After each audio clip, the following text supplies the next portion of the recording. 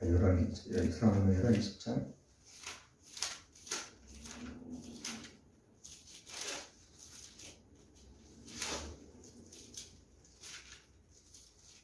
22장 사무엘 22절 22장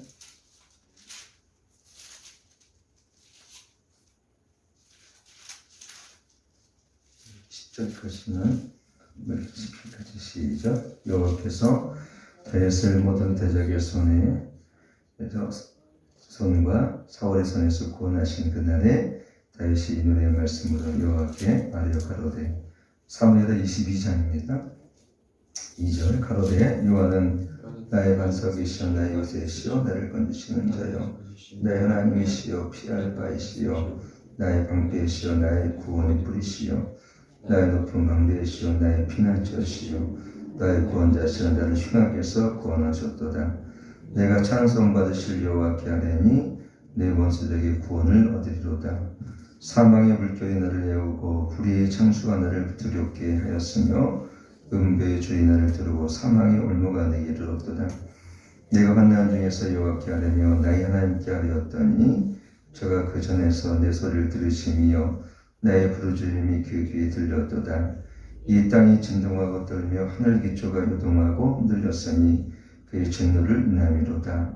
그 코에서 연기가 오르고 입에서 불이 나서 사르며 그 불의 숲이 피었도다. 저도 하늘을 두리고 강림하시니 그 발에는 어둡 컴컴하도다. 아멘.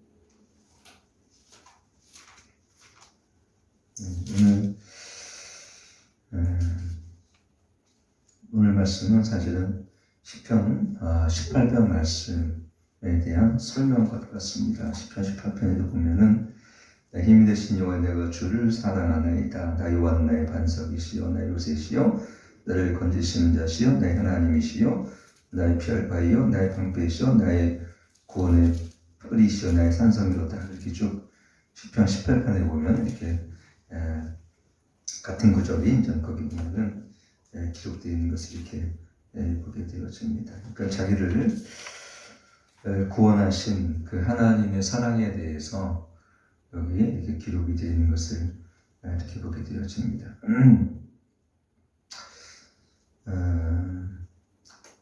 물론 이 말씀은 그동안 다윗이 쭉 살아왔던 이 자신의 이제 처지와 그 다음에 이제 삶에 대해서 여러 가지 피비린내 나는 그런 반역과 칼로 인한 그 가정들이 깨트려지고 많은 아픔들 그리고 반역들이 있었지만 그래도 다윗은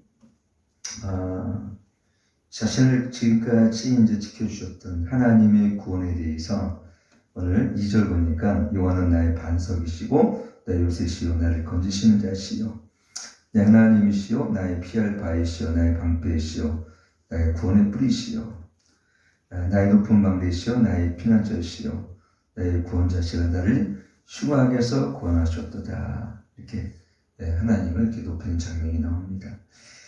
4절 보면 내가 찬송받으시 여호와께 아뢰리니 내 원수들에게 구원을 얻으리로다. 사망의 물결이 나를 애우고 불의 창수에서 나를 두렵게 했으며 그렇죠?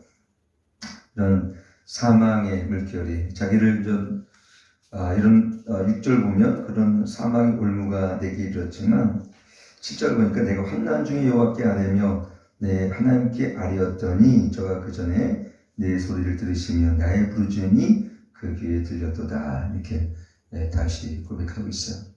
여러 가지 어려움과 많은 고통이 있었지만 그때마다 하나님께 이제 부르짖을 때 하나님께서 이 다윗의 간구를 부르짖음을 응답하셨도다라는 것을 이렇게 응답하셨다는 것을 이렇게 보게 되어집니다. 그래서 여기 보니까는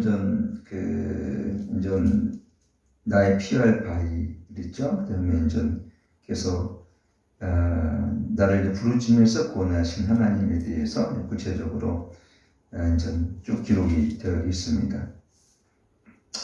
19절도 보면은 같은 말씀이죠.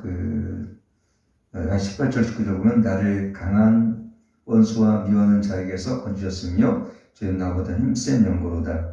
저희가 나의 재앙의 날에 내게 이르렀으나 여호와께서 나의 의지가 되셨도다 그랬어요. 저희가 나의 재앙의 날에 내게 이르렀으나 여호와께서 나의 의지가 되셨도다. 그렇죠? 오직 어려울 때마다 하나님을 의지했을 때에, 그렇죠? 하나님께서 듣게 되면은 다윗을 높여주셨고, 우리가 사무엘상 마지막에도 보면은 시글락에서도 그렇죠? 이 다윗이 굉장히 궁극했을 때 하나님을 힘입었더라 거기 기록이 되어 있죠.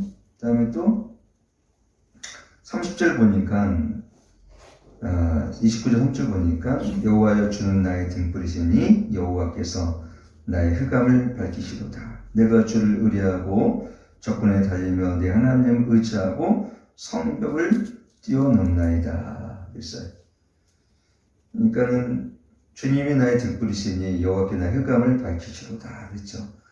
하나님을 피난처로 삼은 자에게 흑암 중에 있지만 그 길을 하나님께서 밝히 보이시고 그 길을 인도하셨다라는 것을 우리 29절 말씀 보게 되어집니다. 그리고 다윗은 하나님을 의뢰하고 적군에 달리며 내 하나님을 의지하고 성벽을 뛰어넘나이다. 성벽을 뛰어넘나이다. 그게 뭡니까? 그는 높은, 도달할 수 없는 그런 높은 곳에서 하나님이 그를 뛰어넘게 하셨고 또 하나님이 그렇게 그를 높은 곳에서 보호하셨다라는 것을 이렇게 보게 되어집니다. 그래서 34절 보면 나의 발로 암사를 발갛게 하시며 나를 나의 높은 곳에 세우시며 내 손을 가져 싸우게 하시니 내 팔에 노타를 당기도다 이렇게 기록이 되어 있습니다. 여러분 제가 사슴을 이렇게 보니까요, 우리가 가끔 동물의학 같은 데 이렇게 보니까 도망가는데 아주 정말 어쩜 이렇게 스프링이 달린 것처럼 꽁충꽁충 잘 뛰더라고요. 이렇게 보니까 높이도 많이 뛰고 굉장히 높이 뛰는 걸 이렇게 보게 되어집니다. 그래서 이게 사슴이 달리는 데 최적화됐구나. 사슴은 공격용 무기는 없지만 달리는 데 있어서는 참 다리가 얇기도 하고 이게 통통 튀겨요. 달리는데 어떻게 그렇게 달릴 수가 있을까? 그렇게 달리다간 뼈가 아마 부러지거나 상할 텐데 사슴은 그러지가 않더라고요. 그러니까 오늘 하나님께서 오늘 하나님을 의지하는 자에게 성벽을 뛰어넘나이다. 그렇죠? 성벽을 뛰어넘나이다. 우리가 나아갈 힘을 주시고 뛰어넘을 힘을 주시며 그 다음에 전진할 힘을 주시는 분이 하나님이시라는 것을 이렇게 보게 되어집니다. 그러니까 하나님을 의지하고 하나님을 피난처로 삼고 우리 아까도 이제 그 3절 보니까 내 반석이시오 나 요셉이라고 했는데 하나님이 나의 피할 바위시오 그랬습니다. 여러분 그렇기 때문에 인생 가운데는 어려운 일이 있을 때마다 하나님께 피하시길 축원합니다. 사람을 의지하지 않고 자기 힘을 의지하지 않고 그때마다 하나님을 붙드시고 하나님을 피난처로 삼으시면 하나님께서 우리를 이게 성벽을 뛰어넘는 그리고 오늘 우리 이제 29절 말씀처럼 우리 안에 이 어둠의 등불이 되어 주셔서 우리가 하나님께서 우리를 피난처로 이끄신다는 것을 이렇게 보게 되어집니다. 33절도 그랬죠. 32절 33절 보면 여호와 외에 누가 하나님이며 우리 하나님의 누가 바이며 하나님은 나의 견고한 요새시며 나를 온전한 곳에 인도하시며 나의 발로 암사슴 발갛게 하시며 나를 나의 높은 곳에 세우시며 내 손을 갖춰 싸우게 하시니 내 팔에 노타를 향해 여기 보면은 암사슴 발갛게 하셨다. 암사슴 발갛게 하셨다. 이렇게 보게 되었습니다. 좀 전에 했지만 하나님께서 우리를 하나님 피난처를 삼는 자들에게는 반드시 하나님께서 우리를 보호하시고 인도하신다는 것을 이 말씀을 통해서 또 우리가 배우게 되어지고요. 마지막 37절도 보게 되어지면 내 걸음을 넓게 하셨고 너를 실족지 않게 하셨나이다. 내가 원수를 따라 멸하였으며 저를 무책히 돌이키지 아니하였나이다. 그랬습니다. 내 걸음을 넓게 하였으며 그 다음에 나로 실족지 않게 하셨더라. 그렇습니다. 하나님과 함께 하는 자들은요 실족지 않습니다. 하나님께서 반드시 그 인생을 붙드시고 그런 절망적인 상황일지라도 하나님께 소망의 나라로 우리를 이끄실 줄 믿습니다.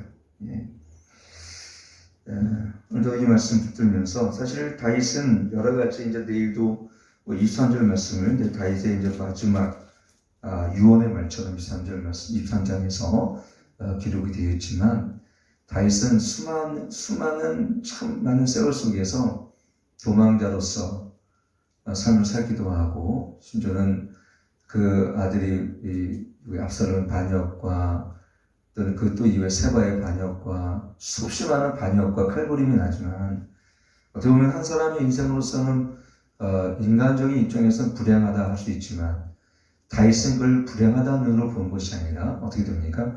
하나님을 피난처로 삼고 하나님을 의지했을 때에 하나님 우리 인생을 실족지 않게 하시고 그 다음에 그 인생을 붙드시며 하나님 우리를 요셉처럼 나를 경광곳으로 인도하셨다라고 지금 다윗은 이렇게 기록하고 있는 것을 이렇게 보게 되어집니다.